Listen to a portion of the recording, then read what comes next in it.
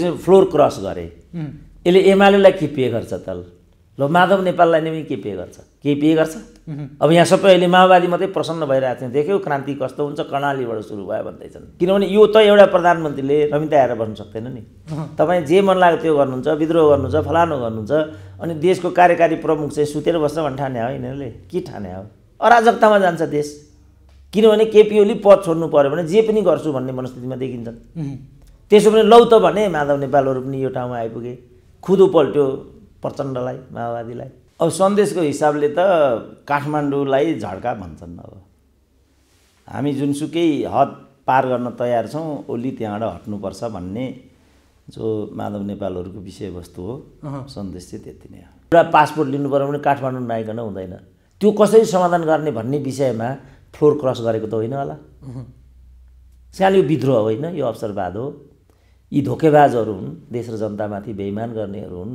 वामदेवले नै नुनचुक लगाउनुपर्छ गुटगत गतिविधि गर्नेहरूलाई भनिरहेछ पछि वामदेवले आफै पार्टी फुटाए अब अहिले आएर माधव नेपालमाथि यो गर्नु गलत हो भन्छन् वामदेव नै त्यसो भने के तर्कको आधार बिजो उनले पार्टी फुटाए त त्यहाँबाट न भत्कोस लाग्यो त्यसपछि अहिले उनलाई चाहिँ प्रधानमन्त्री तुरुन्त हुनुपर्ने भयो उपनिर्वाचन गर्नुपर्ने भयो राष्ट्रिय सभामा आउनुपर्ने भयो त्यो व्यथा न बल्झेर यहाँसम्म पुगेको हो अब तिनै वामदेव अहिले माधव नेपालमाथि किन कारबाही भन्छन् कोही पनि यो कुरा जस्तो अहिले बादल पनि के सोच्दा हुन् भने मैले ठिकै गरेको भन्ने सोच्दा हुन् किनभने तिमीको छेउमा माधव कुमार नेपालले जे जसो गर्दा पनि हुन्छ भने हामी केपी ओलीको छेउमा पुग्नु किन हुँदैन भन्ने कुतर्क उनीहरूसँग छ जहाँसम्म चाहिँ कर्णालीको कुरा छ यो महेन्द्र बहादुरले गरेको होइन यो ओलीले गरेको यो समर्थन फिर्ता लिने पहिलो चक्कर चलाउने त ओली होइनन् त्यसपछि उनले विश्वासको मतमा जानु पर्यो सेकेन्ड स्टेपमा मात्रै यो भइरहेको छ यी घिउ बेच र तरवार बेचाउन भन्छु नि म यिनीहरू संसद जान्ने नजान्ने क्रान्तिकारी प्रतिक्रान्तिकारी भारत विरोधी भारत भक्ति केही होइन यिनीहरू सबै बराबर हुन् यिनीहरू सबै के एक छटाङ पनि तलमाथि छैन क्या ओम्नी यति अरूले जुन गरेको जस्तो त्यही गोकुलकै भ्रष्टाचार काण्ड भनौँ न त्यो त नाङ्गो हो नि यो के हो भन्नुपर्छ पर्दैन क्याबिनेटमै आज सत्तारूढ दलले त्यसैको छानबिन गर्ने एउटा संसदीय समिति लेखा समितिमा उहाँ जिम्मेवारी भनेर सभामुखमा नाम पठाइदिइसक्यो अब जे पनि गर्ने भए त्यो त चलाउनै छ यहाँ जे पनि गर्ने त यहाँ चलाउनै छ सुरु गर्ने है त डाक्टर साहब हार्दिक स्वागत छ सुनवल नेपालमा ल हस् धन्यवाद आराम हुनुहुन्छ यो राजनीतिक चाहिँ कता जाँदैछ दिशा कर्णाली प्रदेशमा जुन किसिमको यो नेपाल कम्युनिस्ट पार्टी एमालेका 4 सांसदले फ्लोर क्रस गरेर विपक्षी महेन्द्र बहादुर शाहीको त्यो मुख्यमन्त्रीको पद बचाउने काम गर्नुभयो नेपालको इतिहासमा यो संसदीय पद्धतिमा अब अहिलेसम्मको हेर्दाखेरि यो फ्लोर क्रसको इतिहास त यो नौलो देखियो हिजोको यसले दिन खोजेको खास सन्देश के हो डाक्टर साहब अब सन्देशको हिसाबले त काठमाडौँलाई झड्का भन्छन् अब हामी जुनसुकै हद पार गर्न तयार छौँ ओली त्यहाँबाट हट्नुपर्छ भन्ने जो माधव नेपालहरूको विषयवस्तु हो सन्देश चाहिँ त्यति नै हो अब यहाँसम्म आउन त्यो एउटा पार्टीभित्र एउटा फ्लोर क्रस गरेर अगाडि बढ्नुपर्ने परिस्थिति निर्माणमा कसको दोष कति छ डाक्टर साहब अनि यो त मैले देख्दा सबै प्रचण्डको खेल हो किनभने उनले बाटो बिराएको हुनाले यस्तो भएको उनले 2.5 वर्षको कुरा छोड्नै नहुने 2.5 वर्षमा कायम रहेको भएर त्यसपछि यो कुरा भएको भए यो सबै दोष ओलीलाई जान्थ्यो तर अब प्रायः सिङ्गो देश नै यो कुरा मान्दैन भनौँ न यो सबै ओलीले गर्दा भन्छन् अब मैले चाहिँ ओली परिणाम हुन् भनेको छु कारण चाहिँ यिनीहरू नै हुन् तपाईँ बिरामी हुनुभयो भने अब तपाईँ व्यथामाथि प्रहार गर्ने कि तपाईँको फुड ह्याबिट अरूलाई मध्यनजर गर्ने होइन कतिपय डाक्टरले त तपाईँ स्मोकिङ गर्नुहुन्छ तपाईँ मादक सेवन गर्नुहुन्छ मदिरा इत्यादि भने पहिला त्यो छडेर आउनुहोस् अनि मात्रै म ट्रिटमेन्ट थाल्छु भन्छन् अरे कुनै कुनै डाक्टरहरूले जो रियल डाक्टर हुन्छन् अब यहाँ त व्यावसायिक डाक्टर नक्कली डाक्टर सक्कली अनेक किसिमका डाक्टरहरू हुन्छन् होइन व्यवसाय चलाउने डाक्टरले त त्यतातिर जाँदै जाँदैन कि तपाईँ के खानुहुन्छ कस्तो खानुहुन्छ म कतिपय दाँतको डाक्टर कहाँ पुगिरहेको हुन्छु मेरो यो दाँतको प्रब्लम छ भने त्यो डाक्टरले यहाँ त्यहाँदेखि यतापट्टि जेसुकै भए पनि उसले यो के भएको पनि भन्दैन किन उसलाई यो दाँतको पैसा मैले दिएको छु यो दाँतसँग ऊ सम्बन्धित छ यो दाँतलाई हेर्छ म यता मेरो क्यान्सरै हुन आँटेको छ भने नि उसलाई त्योसँग मतलब हुँदैन किनभने त्यो डाक्टर बिरामीलाई निको पार्ने डाक्टर होइन ऊ व्यवसाय गर्ने डाक्टर हो अब किसिम किसिमका डाक्टर हुन्छन् राजनीतिमा पनि यही हो अब राजनीतिलाई कसले कसरी बुझेको हुन्छ, कसले कसरी बुझेको हुन्छ, बिपीले कसरी बुझे, पुष्पलालले कसरी बुझे, दुनियाँलाई कार्ल मार्क्सले कसरी बुझे, हेगेलले कसरी बुझे। अब अहिले मान्छेहरू कार्ल मार्क्सको यौनिक जीवनमा आएर केन्द्रित भइराखेका छन् अब अहिले आएर, होइन। अब यसको त आफ्नो बुझाइ हो, यसको कुनै पनि दबाई छैन। डाक्टर साहब, अब जसरी तपाईँले यो यसको मेन कारक चाहिँ प्रचण्ड हो भनेर भन्दै गर्दा हिजोको फ्लोर क्रसकै सन्दर्भको कुरा गर्दाखेरि केन्द्रमा नेपाल कम्युनिस्ट पार्टीको एउटा खेमा माधव कुमार नेपालहरूकै निर्देशनमा चाहिँ हामी फ्लोर क्रस गरेका हौँ भन्ने त्यहाँका सांसदहरूले जसरी भनिरहेछन्, तर माधव कुमार नेपाल भन्दा पनि प्रचण्डकै निर्देशनमा त्यो किसिमको फ्लोर क्रसको भएको हो भनेर बुझ्न सकिन्छ। माधव कुमार देखाइएका मुख उठाउन् भन्न सकिन्छ हामी। त्यही हो, महाभारतमा एउटा प्रसङ्ग आउँछ, महाभारतको युद्धपछि यो कसले जितेको भन्नेमा प्रतिस्पर्धा भयो 5 पाण्डवहरूको बिचमा। सबैले अब धनुर्धारी अर्जुन यो मेरो कारणले भन्ने भए, होइन। एकदम बाहुबली भीमसेन मैले भन्ने भए, सबैले मैले भनेर चाहिँ दावा ठोकेपछि यसको निर्णायक अवलोकनकर्ता, यसको परिचालक त भगवान् कृष्ण थिए। अनि उनीहरूले के निर्णय गरे भने, त्यसो भने कृष्णलाई नै सोधौँ। कृष्णले के भने यो मैले भनेर पनि हुँदैन, यसको अवलोकन गर्न मैले एउटा पात्रलाई यहाँ राखेको छु, त्यसलाई गएर सोधौँ, उसले जे भन्छ त्यही हुन्छ। त्यो पात्रको नाम चाहिँ बार्बरिक थियो। प्रचण्ड आज बाबरिक हुन्। अब म भन्दैछु त्यहाँ त्यो, अनि प्रचण्ड को हुन् तपाईँ अनि निष्कर्ष निकाल्नुहोस्। अनि गएर उनीहरूलाई सोधे, बार्बरिकको टाउको थियो माथि, त्यो टाउको कृष्णले नै राखिदिएको थियो, त्यो नेपालबाट गएको पात्र थियो। त्यो पात्र जता संलग्न भयो त्यसैले महाभारत जित्थ्यो, यो कुरा कृष्णलाई मात्रै थाहा थियो। त्यसपछि कृष्णले यसलाई बाटैमा सिद्ध्याइदिने हिसाब गरेपछि उसले के शर्त राख्यो भने, तर मेरो एउटा शर्त छ, त्यो के भने मलाई महाभारतको युद्ध हेर्ने भन्छ। ल त्यसो भने ठिक छ, तेरो टाउको छेदन गरेर म यहाँ राखिदिन्छु, महाभारतको युद्ध हेर्नु, अरू कुरा हुँदैन भनेपछि टाउको छेदन गरेर रुखमा त्यसको लड्काइयो। त्यसैलाई गएर सोधियो यो युद्धमा कसको के भूमिका हो, यो कसले जितेको भन्दा बार्बरिकले के भन्यो भने, यसमा त मैले श्रीकृष्णको सुदर्शन चक्रभन्दा अर्को केही पनि देखिनँ। बेला बेला म द्रौपदीको लटा चाहिँ म देख्थेँ, एकदम लटा फिँजाएर रक्त पिपासु भएर चाहिँ द्रौपदी अगाडि आउँथिन्, त्यो चाहिँ म देख्थेँ। तर मैले श्रीकृष्णको सुदर्शनभन्दा परतिर यहाँ कसैको केही देखिनँ। खङ्ग्र्याङ खुङ्रुङ भयो, ती 5जनाको यसमा केही युद्ध थिएन। यसको निर्णायक भनेको चाहिँ श्रीकृष्ण भन्ने कुरा बार्बरिकले भन्यो। यहाँ सबै कुरा यो गरिराखेको प्रचण्डले मात्रै हो, अरू जम्मै देखिन अनेक रूपहरू। अनि यी अरू जम्मै चाहिँ त्यो द्रौपदीको कपालको जटा जस्तो मात्रै हो, केही पनि होइन। यिनीहरू माधव नेपाल सेपाल भन्ने कुरा यसमा कुनै नामै आउँदैन। यो सबै किनभने यो सबै भनौँ न अहिले जुन पोलिटिक्स चलिरहेछ, यो पोलिटिक्सले त प्रचण्डलाई बाहेक अरूलाई त पे नै गरेको छैन नि। के पे गरेको छ त? एमालेले के पे गर्छ? मन्त्री प्रधानमन्त्री त जसलाई बनाइदिनु हुन्छ। मणि थापा पनि मन्त्री या, कोनीको अर्को खड्का भन्ने थियो एउटा पोखराको, त्यो पनि मन्त्री या। मधेसवादीका त घरै पछि मन्त्री। प्रधानमन्त्रीको कुरा पनि त्यही हो, जो पनि प्रधानमन्त्री, खिलराज पनि प्रधानमन्त्री। तर मुख्य कुरा त पोलिटिक्स हो नि त। जस्तो चाहिँ फ्लोर क्रस गरे, यसले एमालेलाई के पे गर्छ त? ल माधव नेपाललाई नै के पे गर्छ? केही पे गर्छ? अब यहाँ सबै अहिले माओवादी मात्रै प्रसन्न भइरहेको थियो, देख्यौ क्रान्ति कस्तो हुन्छ, कर्णालीबाट सुरु भयो भन्दैछन्। तर डाक्टर साहब, अब जसरी यतापट्टि प्रधानमन्त्री केपी शर्मा ओलीले जुन किसिमले पेलान सुरु गर्नुभयो नि, त्यो किसिमको एउटा विद्रोहको रूप पनि त होला नि यो। त त्यस विद्रोह केलाई भन्ने त विद्रोह? मलाई जे मन लाग्छ मैले जे पाउँदिनँ, बाल हटलाई विद्रोह भन्ने हो त? यो त पार्टी पद्धति हो, यो त कम्युनिस्ट पार्टी हो, यो त पद्धतिभित्र पसेर सङ्घर्ष गर्नुपर्छ बाबु। विद्रोह गर्ने भने हिजो माओवादीले जुन गर्यो त्यसलाई विद्रोह भनिन्छ।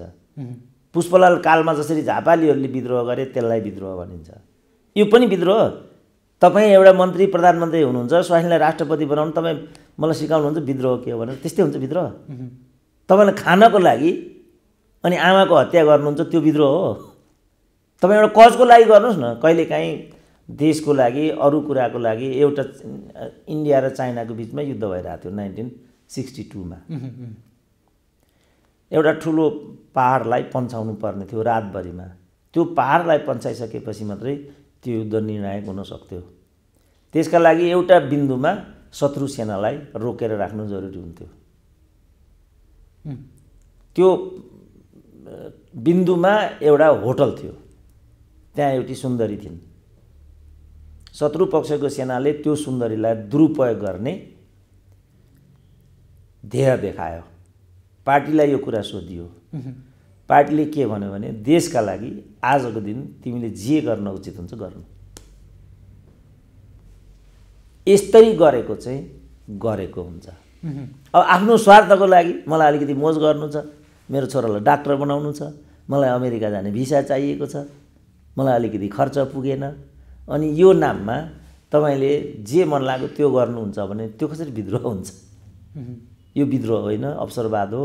मैले सुरुमा भने यस्तो किसिमको कम्युनिस्ट पार्टीभित्र उचित हुँदैन। मैले सुरुमा भने यो पार्टी एकता भन्ने नाटक हुन्छ, यसो नगर न। स्वार्थहरूको एकता कहिले पनि पार्टी एकता हुँदैन।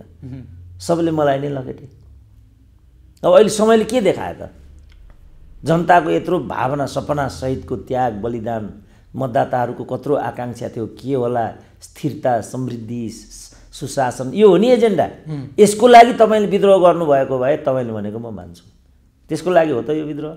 कर्णालीमा कसरी सुशासन गर्ने भनेर गरेको विद्रोह हो त यो? कसरी कर्णालीका जनतालाई नुन तेलको व्यवस्था गर्ने, मुगुमा चाहिँ अनिकाल पर्न लाग्यो अरे भन्ने म सुन्छु भोकमारी, त्यहाँ कसरी खाद्यान्न पुर्याउने? हुम्ला चाहिँ 77 जिल्लामध्ये हुम्ला चाहिँ सडकसँग जोडिएको छैन अरे अहिले पनि। सदरमुकामबाट भन्नु पऱ्यो पल्लो छेउ गाउँ जानु, त्यहाँबाट सदरमुकामबाट, काठमाडौँबाट होइन, 7 दिन लाग्छ अहिले पनि हुम्लामा। त्यसो त गोर्खैमा पनि, गोर्खाबाट जो छेकम्पार भन्ने सबभन्दा पल्लो छेउको गाउँ हो, त्यहाँ जान त अहिले पनि 7 दिन लाग्छ। र त्यहाँका मान्छेहरू त्यहाँबाट टिबेट गएर तातो पानी भएर यता छिर्छन्। अब अहिले तातो पानी नाका पनि बन्द छ। तिनीहरू कसरी काठमाडौँ आउँछन् होला भन्नु त? एउटा पासपोर्ट लिनु पर्यो भने काठमाडौँ नआइकन हुँदैन। गोर्खै सदरमुकाम आउँ भने पनि 7 दिन लाग्छ। त्यो कसरी समाधान गर्ने भन्ने विषयमा फ्लोर क्रस गरेको त होइन होला। सानो यो विद्रोह होइन, यो अवसरवाद हो। यी धोकेबाजहरू हुन्, देश र जनतामाथि बेइमान गर्नेहरू हुन्।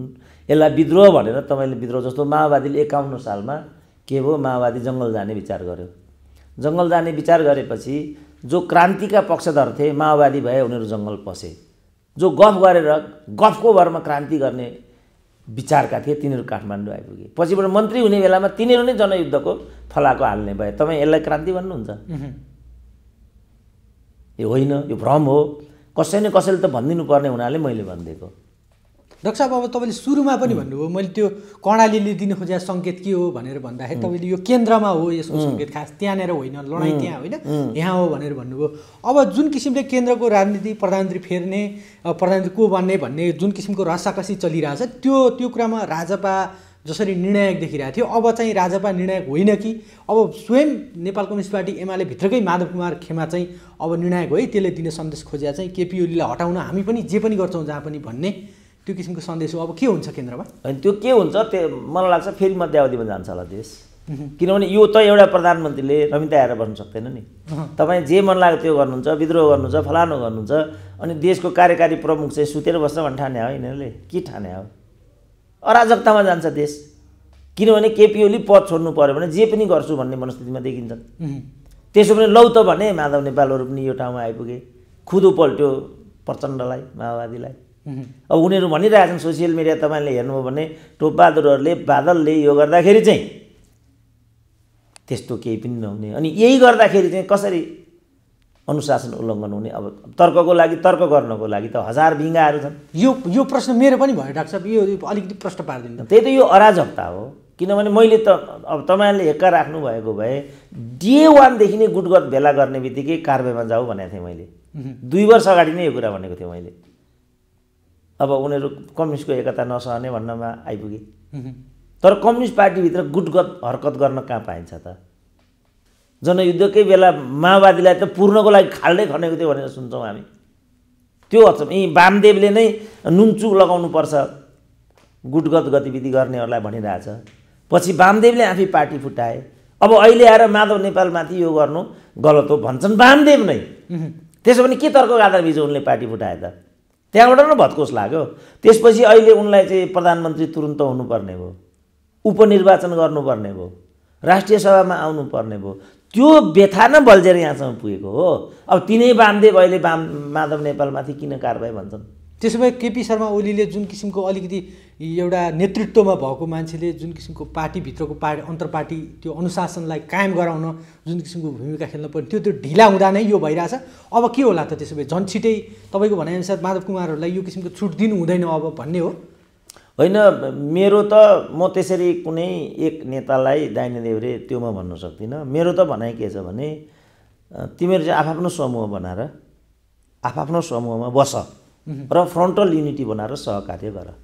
कसैले वामपन्थी सरकार भनेका छन् नि यहाँ कसैले, होइन? तर त्यसको लागि उनीहरूले चाहिँ केपी ओलीले राजीनामा दिनुपर्छ भनेका छन्, होइन? केपी ओली राजीनामा दिनुभन्दा बरु जेसुकै होस् भन्नेमा आइरहेको देखिन्छ र केपी ओलीलाई त्यहाँ पुर्याउने चाहिँ यिनीहरू हुन्। मैले भनिरहेको छु। जस्तो घनश्यामहरू पनि त सत्तामा थिए, योगेशहरू पनि त मन्त्री भएको थिए। उनीहरू किन मन्त्री भए, किन फर्के त? उनीहरू नेपाली देश जनता क्रान्ति केपी ओलीसँग सैद्धान्तिक मतभेद गराएर त उनीहरू त्यहाँबाट बाहिरका होइनन् नि। तात्कालिक रूपमा उनीहरूले हाउस विघटनको कुरालाई बाहिर ल्याए, तर त्यो अवधिसम्म उनीहरू जो मन्त्री भए देश र जनताको लागि के गरे त उनीहरूले? भिन्नै उखु कृषकको भुक्तानी दिए, मलकाण्डका आरोपीलाई कारबाही गरे, समयमा मल वितरण गरे त के? एयरपोर्टलाई निजीकरण गर्न रोके त प्रचण्डले? ओम्नी यति अरूले जुन गरेको जस्तो त्यही गोकुलकै भ्रष्टाचार काण्ड भनौँ न, त्यो त नाङ्गो हो नि। यो के हो भन्नुपर्छ पर्दैन क्याबिनेटमै? आज सत्तारूढ दलले त्यसैको छानबिन गर्ने एउटा संसदीय समिति लेखा समितिमा उहाँ जिम्मेवारी भनेर सभामुखमा नाम पठाइदिइसक्यो। अब जे पनि गर्ने भए त्यो त चलनै छ यहाँ। जे पनि गर्ने त यहाँ चलनै छ, होइन? जे पनि गर्ने यो गोर्खाको काण्डमा सक्छौ भने मलाई थुन के मेरो कार्यकर्ता भने होइन बाबुरामले? बालकृष्ण ढुङ्गेलमाथि कारबाही भयो त? अनि त्यसो भने रेशम चौधरीमाथि किन भन्ने कुरा त त्यहाँबाट आयो नि। त्यस पनि अराजकता हुँदै गयो। भन्न के सक्नु पर्थ्यो भने जस्तो बालकृष्णमाथि नै भनिराखेको कुरा पनि त्यो विस्तृत शान्ति सम्झौतासँग सम्बन्धित कुरा थियो नि। माओवादी जनयुद्धमा मार्ने मराउने भन्ने कुरा त कमनै हो नि त। विस्तृत शान्ति सम्झौताले त्यो कुराले त वैधता नै दिएको हो नि। त्यो कहिल्यै यिनीहरूले भन्न किन सकेनन् भने उनीहरूले फेरि रुकमाङ्गतको घटना घटाए, अरू स्वार्थहरूमा उनीहरू हाबी भए, त्यसपछि उनीहरू चाहिँ दिग्भ्रमित भए। उनीहरू दिग्भ्रमित भएपछि न यो अस्तव्यस्तता आएको छ, तर उनीहरू यो मान्दैनन्। कोही पनि यो कुरा जस्तो अहिले बादल पनि के सोच्दा हुन् भने मैले ठिकै गरेको भन्ने सोच्दा हुन्। किनभने तिमीको छेउमा माधव कुमार नेपालले जे जसो गर्दा पनि हुन्छ भने हामी केपी ओलीको छेउमा पुग्नु किन हुँदैन भन्ने कुतर्क उनीहरूसँग छ। यो त कुतर्कको प्रतिस्पर्धा हो। तपाईँले एउटा विज्ञानलाई नमानेपछि, तपाईँले देशलाई नमानेपछि, जनतालाई नमानेपछि, क्रान्तिलाई नमानेपछि के उपाय हुन्छ भन्नु त? डाक्टर साहब एउटा यो अहिले जसरी माथि केन्द्रको रोग चाहिँ जसरी प्रदेश सरकारहरूमा प्रदेश सरकार विरुद्ध अविश्वासको प्रस्ताव आउने, समर्थन फिर्ता लिने जुन किसिमको रोग हाम्रो 4-5वटा प्रदेशमा देखियो। पहिलो त्यहाँबाट लगभग कर्णाली प्रदेशबाट छिनोफानो भयो। एउटा चाहिँ मैले बुझ्न खोजेको नेपाल कम्युनिस्ट पार्टी माओवादी यो साबिकको नेपाल कम्युनिस्ट पार्टी एमाले भन्दा यो संसदीय राजनीतिमा अलिक पछाडि आएको, अलिक कच्चा खेलाडी भनेर भन्थे। अब कर्णालीमा चाहिँ अविश्वासको प्रस्ताव अथवा एउटा समर्थन प्राप्त गरेको दलले समर्थन फिर्ता लिँदाखेरि महेन्द्रबहादुर बिष्टले चाहिँ विश्वासको मत लिनलाई संसदकै उपयोग गर्नुभयो, लिनुभयो र कुनै पनि कालखण्डले चाहिँ त्यसलाई प्रयोग गरेर फेरि मुख्यमन्त्रीमा निर्वाचित हुन सफल हुनुभयो भने अलिकति पुरानो भनिएको नेपाल कम्युनिस्ट पार्टी एमाले साबिकका मुख्यमन्त्री भएको ठाउँहरू जस्तो प्रदेश नम्बर 4, प्रदेश नम्बर 1, प्रदेश नम्बर 3मा जसरी उनीहरूले जुन किसिमको रवैया प्रस्तुत गरे, आफू विरुद्ध अविश्वासको प्रस्ताव आउने बित्तिकै संसद चाहिँ अधिवेशन अन्त्य गर्ने, संसद बैठक लामो समयसम्म चाहिँ रोकेर राख्ने जुन किसिमको चेष्टा भयो नि डाक्टर साहब, यसलाई चाहिँ कसरी हेर्न सकिन्छ? यो अलि पछि आएको माओवादी भएको यो ठाउँ र अलि यो एमालेहरू आएको ठाउँमा अलिकति त्यो खालको कन्ट्राडिक्सन देखियो नि। यो चाहिँ के हो डाक्टर साहब? अब यो बुझाइको समस्या हो। किनभने एमसिसीलाई जोडेर 18 गते भदौ हुनुपर्ने हाउस 25 सम्म टाले। अग्नि के हो, अग्नि पोखरेल कि के हो, अग्नि सापकोटाले भन्थे। उनी पनि माओवादी नै हुन्, बाठै भन्ने यहाँ देखिन्छ। जहाँसम्म चाहिँ कर्णालीको कुरा छ, यो महेन्द्रबहादुरले गरेको होइन, यो ओलीले गरेको। यो समर्थन फिर्ता लिने पहिलो चक्कर चलाउने त ओली होइनन्।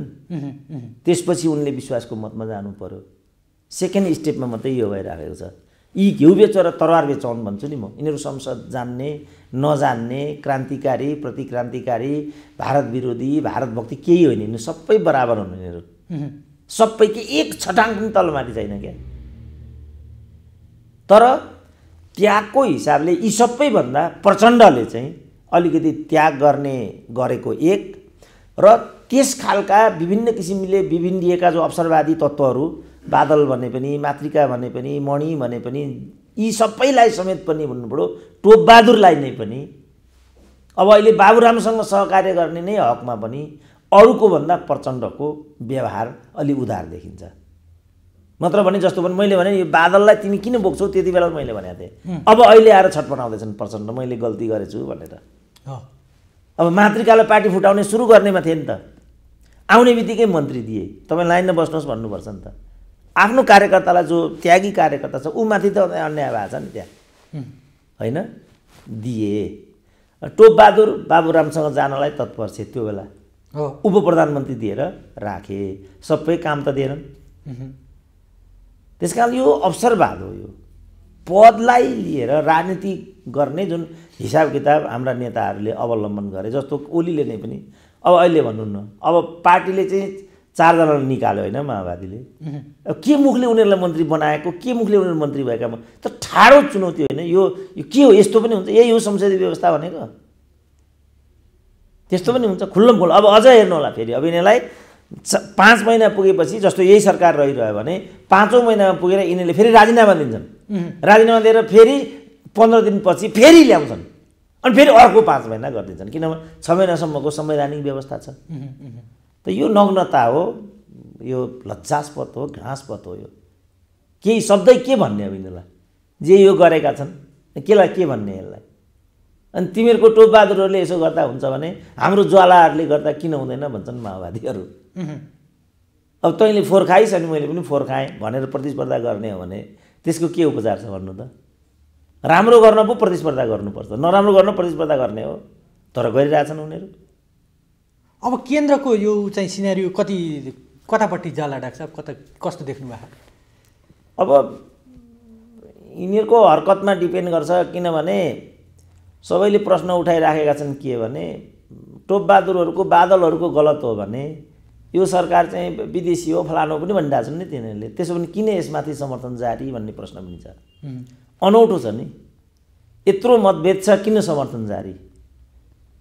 अब तपाईँ संसदीय व्यवस्था चलाउन नजान्ने भन्नुहुन्छ माओवादीलाई, मेरो विचारमा त यो आफै धुर्त्याइ हो, कप्ट्याइ हो। यो केही बुझेरै गरेको छ उसले यो चिज।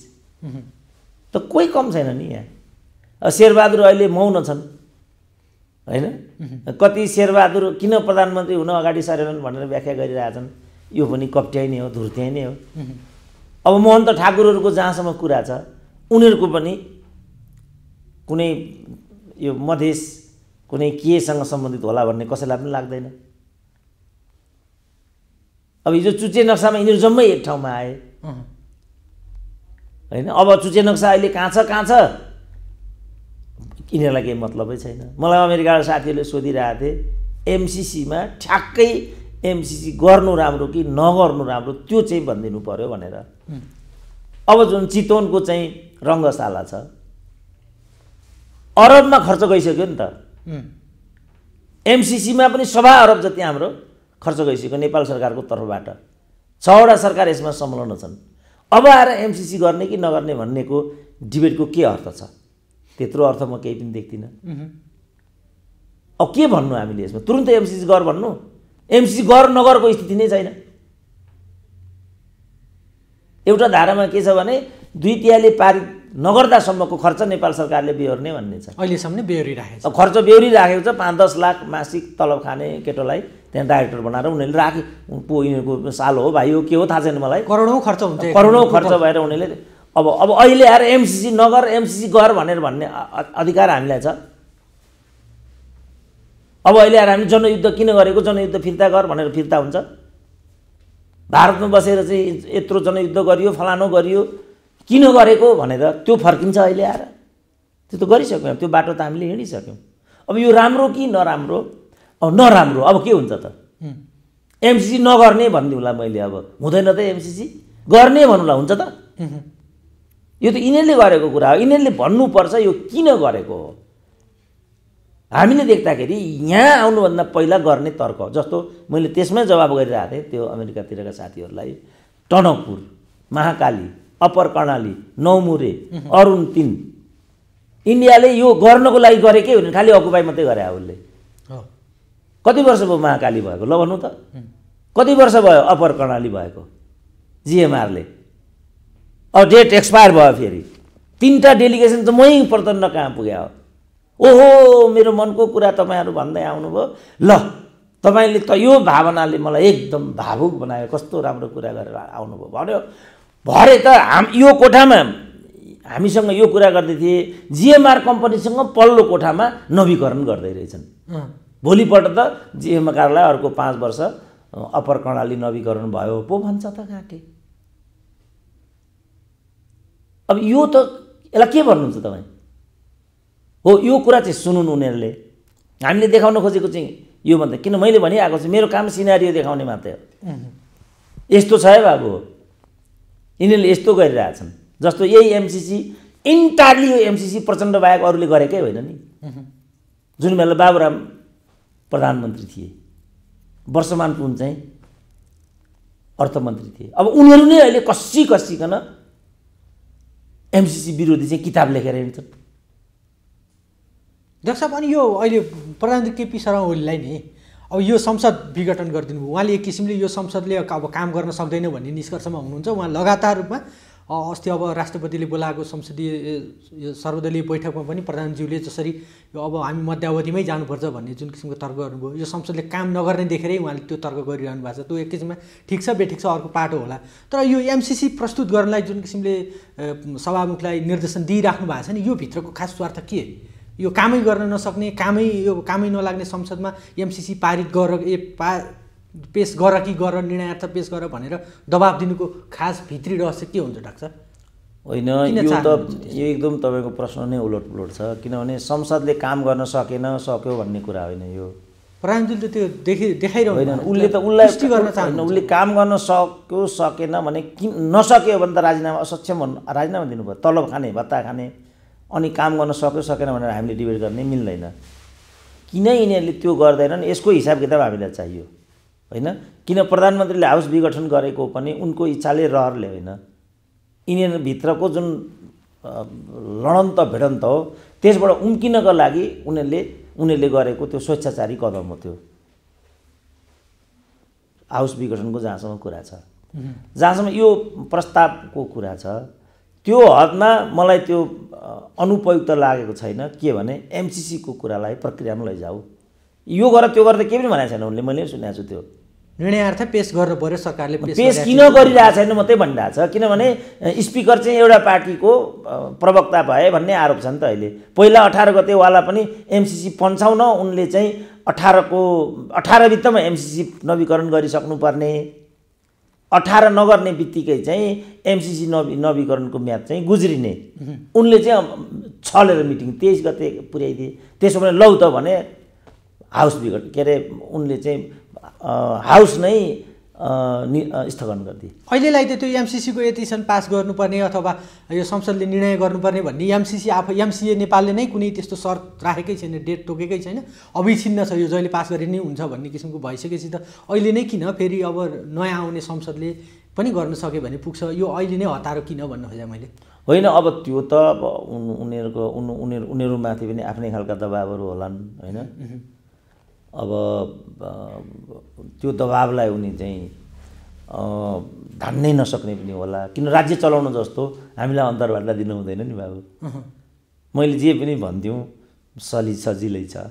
जस्तो अहिले चाहिँ यो रको चिफले जारी गरेको वक्तव्य भनेर बाहिर लिएर आयो नि, त्योसम्म पनि गर्न मान्छेलाई व्यवधान छैन नि त। राष्ट्रपति र प्रधानमन्त्रीको बिचमा वैवाहिक सम्बन्ध गराइदिन पनि असजिलो छैन नि त। तर त्यो धान्न त धेरै गाह्रो छ नि त। त्यस कारणले अब राजकाज गरिराखेका छन्, किसिम किसिमका दबाबहरू होला नि त्यहाँ। जस्तो चुचे नक्सै त्यो लोगोमा किन परेन त? यिनीहरू नै चुचो नक्सालाई संविधान संशोधन गर्नेहरू यिनीहरू नै हुन् नि, अनुसूची 3 मा राख्नेहरू पनि यिनीहरू नै हुन्। जबरजस्ती संविधान घोषणा गर्ने पनि यिनीहरू सबै यिनीहरू हामी होइनौँ नि।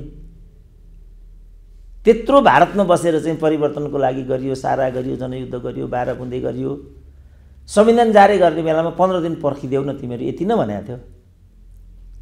किन घोषणा गरे होला ल भन्नु त? 15 दिन पर्खिन सकिँदैन थियो? घोषणा गरे।